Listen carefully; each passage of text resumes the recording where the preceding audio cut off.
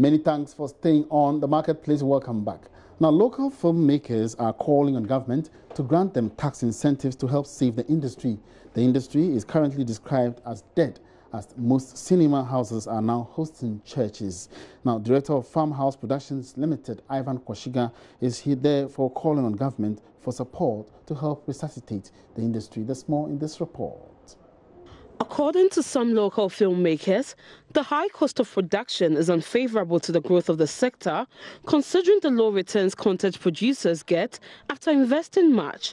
Speaking at the final episode of the MTN Open Coffee series in Accra, Director of Farmhouse Productions Limited, Ivan Kwashiga, says the high cost of movie exhibition and importation of equipment is the reason many producers are pulling out of the industry. He says there's the need for government to grant movie producers some tax incentives. The government has to show some interest. For instance, if we are importing film equipment, we could have some kind of rebates, or we could have tax discounts, or whatever it is that we can get that can help us to import film equipment that would enhance our work.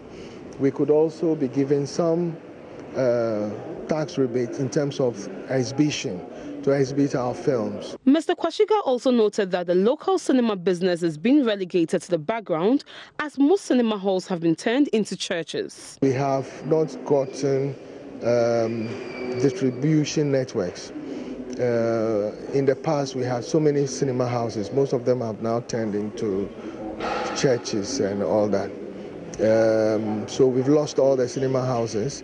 Now films are more shown on television and other devices than in cinema houses. We are talking about exhibition in Ghana. It's basically Silver Beds, which is in Accra, Kumasi. I think it's just Accra and Kumasi. So what about the larger audience? How do we take film out there to them? And it is true that we will be able to make the box office the money. Some content creators had this to say. The taxes are becoming overburdened, and also to, since my business basically tries on the internet, reduction of internet fees, internet user fees will also go in the right direction to help their aim of digitizing the country, and also to help my business also thrive. If we could have, I don't know what to say, whether I should call it a body or a policy or some form of authority under which we can have all these initiatives, and especially digital advancement under. The 3-day MTN Open Coffee series brought together local content creators to discuss the essence of intellectual property, video making, and how to leverage technology to report on issues of national interest. Besma Kawuse's report for Joy Business. The USAID Partnership for Education Learning Activity has received stationery valued at about 100,000 Ghana cedis from BIC Stationery to support basic education nationwide. The project aims to support the Ghana Education Service to improve reading performance in public schools. Here's more in this report. Available data shows many pupils lack basic education materials, thus hindering their ability to fully participate in the education process. In view of this, BIC donated 100,000 pencils to USAID Partnership for Education Learning Activity as a step to helping address the challenge. We are donating 100,000 units of this pencil, BIC Evolution pencil, to USAID Partnership for Education Learning to support 1.1 million children to be able to read and write. Literacy is basically reading and writing, and that is our core interest. So our interest is to support any initiative that is in reading and writing, and that's why we are here. Again, I want to add that BIC has been here over 40 years. We sell in excess of 60 million pens annually, and we are the leading ball pen company in Ghana. So it's a fine opportunity to give back to the community in which we operate, and that's why we have decided to support this project. The USAID Ghana Partnership for Education Learning Activity aims to support educational institutions with the goal of improving, expanding and sustaining learning outcomes for at least 1.1 million pupils nationwide. Chief of Party for the USAID Partnership for Education Learning, Nicole, spoke to Joy Business after receiving the donation. Hello, these pencils As we do our work and we deliver materials, over 3 million materials, teaching and learning materials, have been supplied to the schools. As we gather information and we go to the classrooms and we're finding out that there are a number of children in some schools that don't have writing writing implements. And so based on that data, we approached BIC and asked BIC to support us with pencils. And so these 100,000 pencils will be distributed primarily to the places where there is a lack of writing implements for the pupils, especially the P2 pupils who are starting really to write as part of their reading activities. Director for Basic Education at the GES commended the initiative, adding government is initiating steps to get the private sector to invest in various aspects of the education system. The Ministry of Education is currently setting up a PPP unit, which is going to link up with many other of our private sector, who is going to support the delivery of education in this country. So we are working hand in hand with our partners, and we are working hard to ensure that most of the private partners come to our aid in support of education delivery in Ghana. We are looking at teaching learning materials, we are looking at capacity building of our teachers, and many more. We are thinking that hopefully by the start of 2019, we see a lot of private partners coming to the Ministry of Education support. The first round of deliveries by the USAID Partnership for Education Learning under the Early Grade Reading Program will target 26,000 pupils from 385 schools across the nation. Sheila Tamaklu for Joy Business. It's live on the marketplace. And now, following the announcement of the car-making company VW of establishing an assembling plant in the country, there have been some concerns over the fate of Ghana's only vehicle assembling plant, CanTonka Automobile. Joy Business reporter Charles Aite visited the main assembling plant of CanTonka to once again engage CEO of the company, Nana Safo CanTonka Jr., as well as the general manager, Francis Kujoji, on the capacity of CanTonka to compete with VW Automobile. Let's have more in this report. We are at the factory of CanTonka Automobile, where we get to find out how the entire production stage in terms of the assembling of vehicles all begins and ends. This very move is to clear doubts and of course have a clear down assessment of what CanTonka really means and of course how prepared they are to meet the crippling demand of vehicles in the country. We are looking at a pickup here now. This is a pickup? This is a pickup truck. Okay. Yeah. Okay. And with this, as we move from that stage where we have the naked frame, we do the mounting of the engine, the transmission system, the axles, so we form a complete drivetrain here. And it is here that the body, after going through welding and painting, we mate the body to the chassis and then form the complete car. So all these things were done here in Ghana? No, we've imported parts because like I always say, we have most of the parts imported for now, with the intention of building engines like we do at the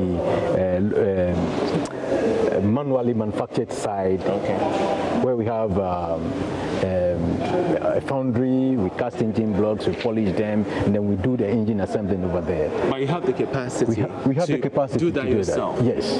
But just that you're now importing? We are now importing with the intention that in the next 5 years, we'll be building commercialized engines here for now. So how many employees are we looking at currently? So far, we have about 350 employees. 350 employees. Yeah. That's great. Yeah. That's great.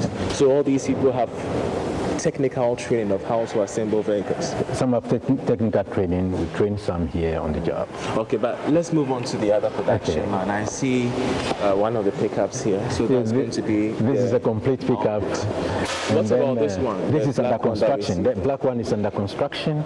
So which kind of stage is it in now? It's in the third stage. The third stage. Where exterior and interior 3. The infrastructure design and everything was made here. Infrastructure design was made here in collaboration with our industrial partners. And who are your industrial partners? They are not here, they are in China. So what we do is we collaborate. We sit down with them, they do the design, go there. Because we don't have the capacity to do in commercial quantities, we outsource. We tell them this is the design that we want. We do it to this dimension, and this is how we are going to take it up from there. Are you looking forward to having customized, designs? If I want a car in my particular way, could that be done for me? We have that department too, where we do customized cars. So if you look at the cars that Apostle uses himself, that stretch type of XUV, we customized and did everything here. About 75% of those components are done in-house. Fixing the grill for the car, it's almost at the final stage of rolling out to the text line. So we're fixing the grill, and then we, from there, go to the interior and then fix the seats. Then we roll it out for rain testing. Well, how many vehicles do you complete in a day? In a day, when there is demand, we can do 8 optimally when we are working for 8 hours. Okay. Yes. Which means one for an hour. And if demand it has increased, you can do more than that. And what's up to 12 in a day. What's of a year? How a year, we do about 1,960 in a year. Oh, okay. Depending on the demand for the cars. After visiting the various production lines and getting to find out what exactly entails the assembling of CanTonka vehicles, we got to meet with the Chief Executive Officer of CanTonka Automobile to find out from him what exactly remains at stake of his company, especially when we're having the emergence of VW here in Ghana to assemble vehicles in that regard. We get to find out what exactly they're wanting from government and the way forward for CanTonka in the near future. How do you welcome the news about VW coming in place in Ghana? It's good news. I mean, more jobs, more opportunities for Ghana, putting Ghana on the map. And initially we issued a press statement that we were asking for certain things from the government, which we were praying that we get as soon as possible. But it's been something that we've been asking for and fighting for quite a long time. What specific things are you talking about? There were simple things which we stated clearly in the press statement, saying we needed a simple CPC, the Custom Procedure Code. We needed a tax waiver, and also we needed policies to protect our local industry. How strategic is CanTonka repositioning itself to meet up, to the competition that VW brings? Because we're looking at international competition here. Yeah, they are coming into my turf. I know the grounds better than they do. I am just going to up my marketing game. I mean, as I said, competition brings the best out of every business. If you see competition as bad, unless it's not a healthy competition, but once it's a healthy competition, it brings the best out of every manufacturer or assembler or business. So we're just going to strategically position ourselves to meet the demands of our customers, our masses, like the masses in the country, what they are looking for in our cars.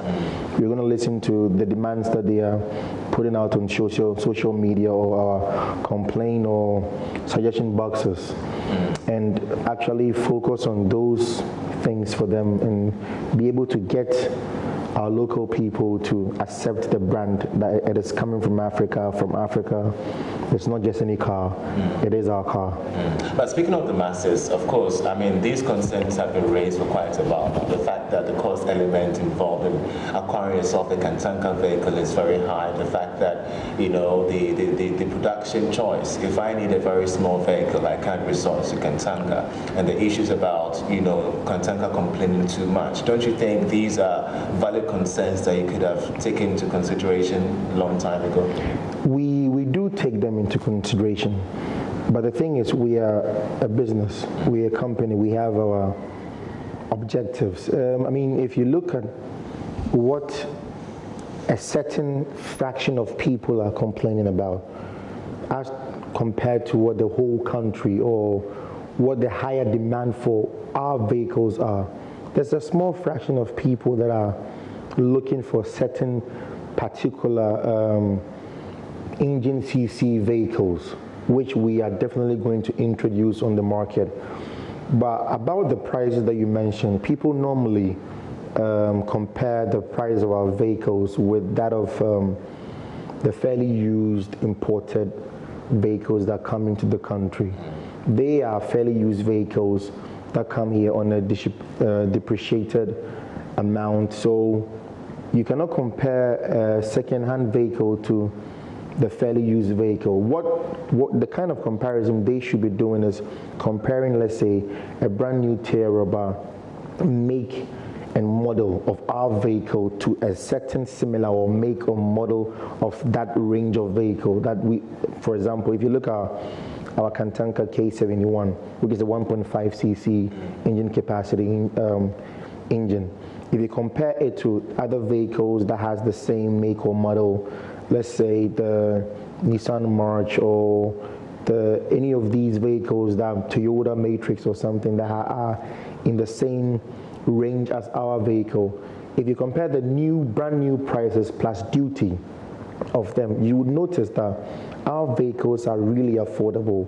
Our vehicles are really, really, I mean, I wouldn't say cheap, but they are less affordable than what other cars are. Somebody would say they are already household names, brand names, but does it drive?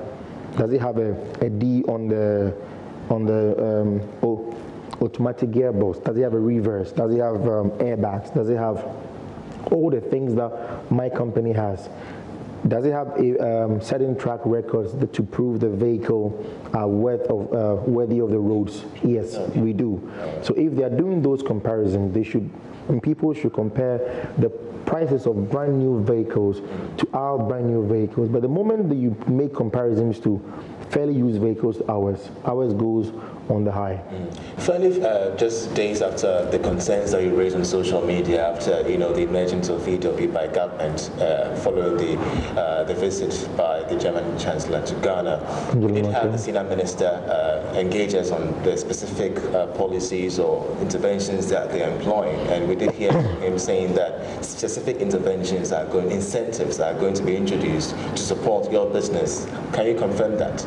Yeah, I actually watched it on JoyNews yesterday, a couple of days ago, and I wouldn't say I was 100% happy because, I mean, why now? It's a good news, but I mean, we are here. We are a local company, local people, solely owned by Ghanaians, and I believe that if we are all going to enjoy fair playing grounds, it's going to be good for our business, but they can do more. I mean, the government can do more. The government can give us a little bit more edge over VW. We are a starting company. They are an already built automobile giant.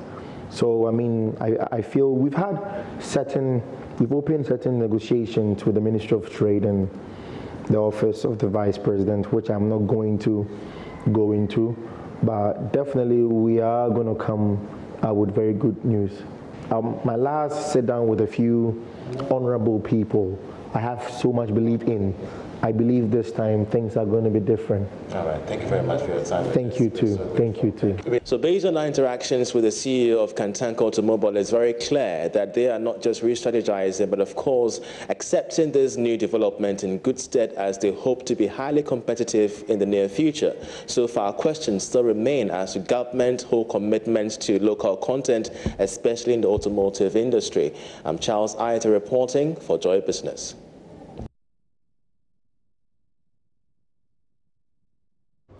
Now, gradually inching closer to the final page in November, where the various groups will present their innovative commercial solutions for the agri sector. Finalists of the Cosmos Innovation Center Agritech Challenge are lacing their boots to make their chances of winning a reality. The latest in the preparation process is the Leadership and Team Management Workshop. JoyNews' Karen Dodu has been with them and has come through with this report.